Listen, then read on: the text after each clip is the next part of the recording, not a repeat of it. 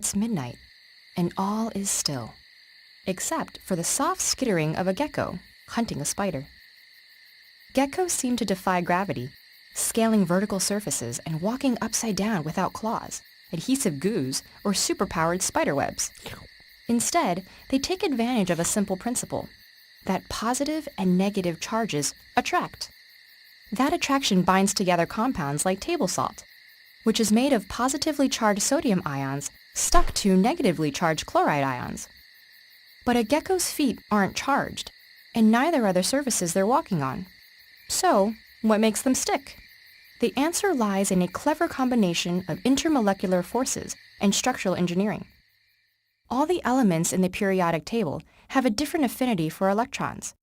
Elements like oxygen and fluorine really want electrons, while elements like hydrogen and lithium don't attract them as strongly. In atom's relative greed for electrons, it's called its electronegativity. Electrons are moving around all the time and can easily relocate to wherever they're wanted most.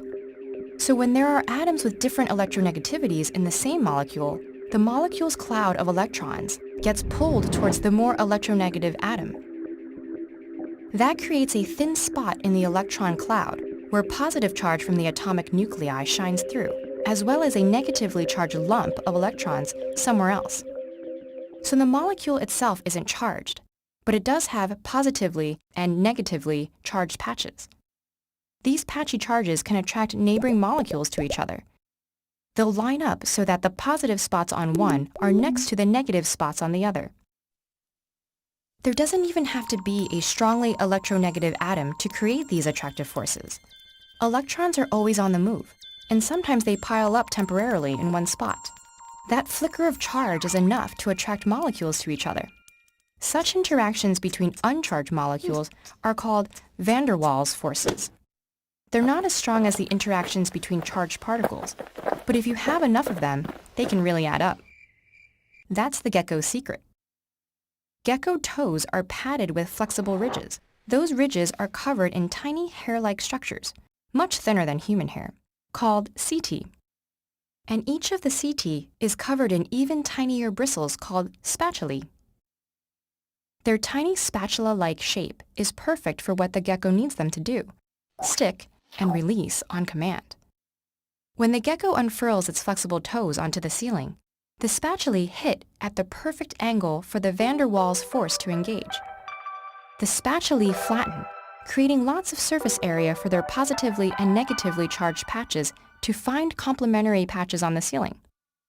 Each spatula only contributes a minuscule amount of that van der Waals stickiness. But a gecko has about 2 billion of them, creating enough combined force to support its weight. In fact, the whole gecko could dangle from a single one of its toes. That super stickiness can be broken, though, by changing the angle just a little bit. So, the gecko can peel its foot back off, scurrying towards a meal or away from a predator. This strategy, using a forest of specially shaped bristles to maximize the van der Waals forces between ordinary molecules, has inspired man-made materials designed to imitate the gecko's amazing adhesive ability. Artificial versions aren't as strong as gecko toes quite yet, but they're good enough to allow a full-grown man to climb 25 feet up a glass wall.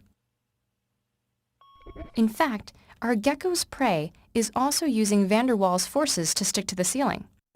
So the gecko peels up its toes and the chase is back on.